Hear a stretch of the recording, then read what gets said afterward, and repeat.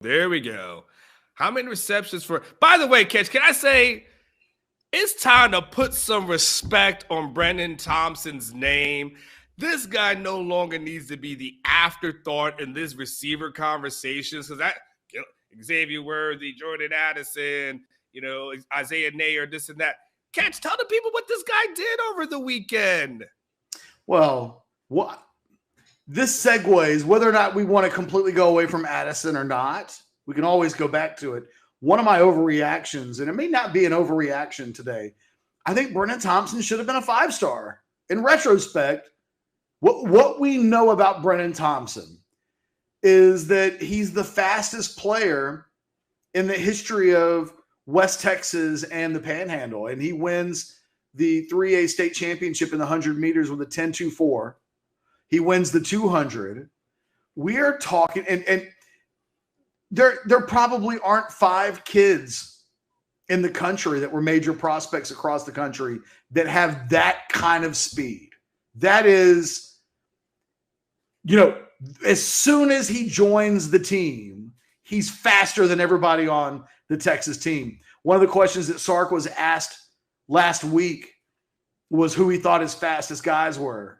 And he mentions Worthy, and he mentions, I think, Keelan Robinson and somebody else. This guy shows up, and he's one of the fastest players in the Big 12 the day that he shows up. And if we're talking about how many receptions, I think the Brenen Thompson piece of this offense is one of the great unknown wild cards, because I'm convinced that Sark's going to want to get that kind of speed on the field. I think he's probably a natural slot player. So this question could come down to, they land Jordan Addison.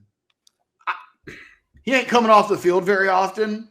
But Brenen Thompson, potentially his volume of snaps in year one could be low. But if they don't get Addison, and it's a Jordan Whittington world that we're living in at the slot position, it's such an impossible question to answer how many games that you're getting out of Jordan Whittington. I think Thompson's role could be surprisingly significant if there's no Jordan Addison, because I think he becomes the backup to Jordan Whittington in the slot. And I think as the season goes along, regardless of what Jordan Whittington is doing from a health standpoint, I think we're going to see them want to get Thompson's speed on the field. If I had to guess, probably like 15 catches. I know that sounds low, but there will be games he doesn't catch any. And I think there will be a game or two where he catches 2 or 3 balls and they're big plays, and maybe that stands out. I think there's a world out there where he can catch 20, 25 passes. Hard for me to go much more beyond that. However, let's say he's a big play threat, Anwar.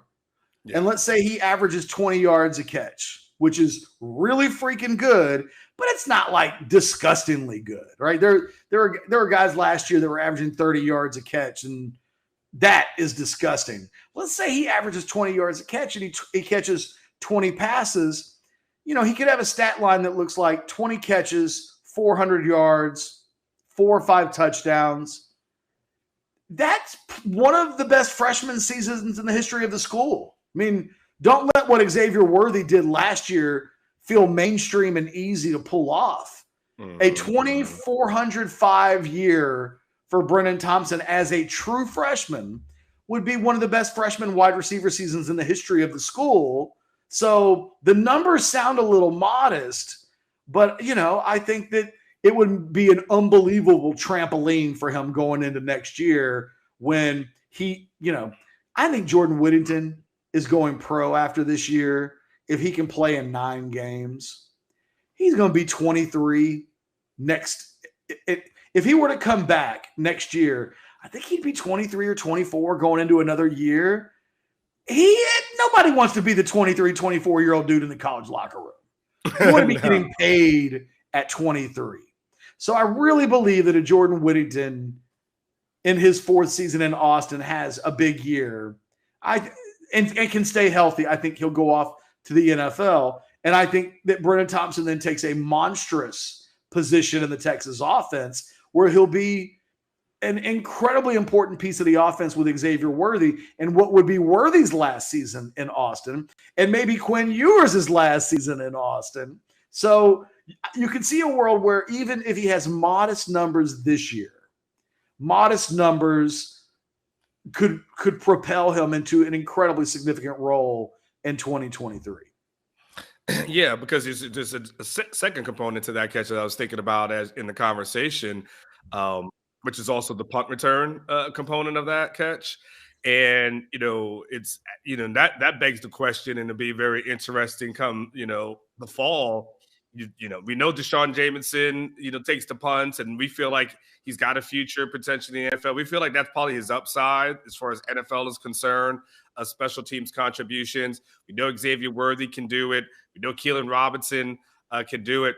But then, here's the question: Do you put a guy like that with that kind of speed that if he makes two moves, it's done? Like it's done. Catch. He makes two moves, it's a wrap. Or if he's got a good seam, it's over. So the question becomes: his speed is so good that you have to find a way to utilize it. I mean, you can't just let it sit on the bench at all, right? And I don't think you can't put 10-2, 10-3 on the bench in favor for some other guys. Like, you've got to find a way to get him involved somehow, whether it's bubble screens, jet screen, whatever it is, even if it's simple little things.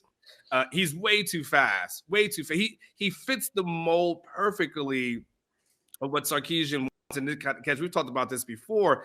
The Tom Herman was, with the exception of Devin Duvernay, Tom Herman liked the bigger bodies. Like that's what he was attracted to. He liked the Colin Johnsons of the world. He liked the little Jordan Humphreys of the world. Like to utilize, those kind of guys.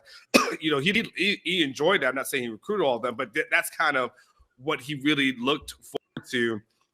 What we're seeing from Sark is the slender, leaner kind of guys at that 170-ish range that can just flat out fly, all strength. When the question was asked, I put 15 as more than likely. But if you tell me that he had 20 with that speed catch, I can see it. I mean, I can absolutely see it. He's just too good to just have on the bench for an extended period of time. The single fastest player in your program warrants some sort of something.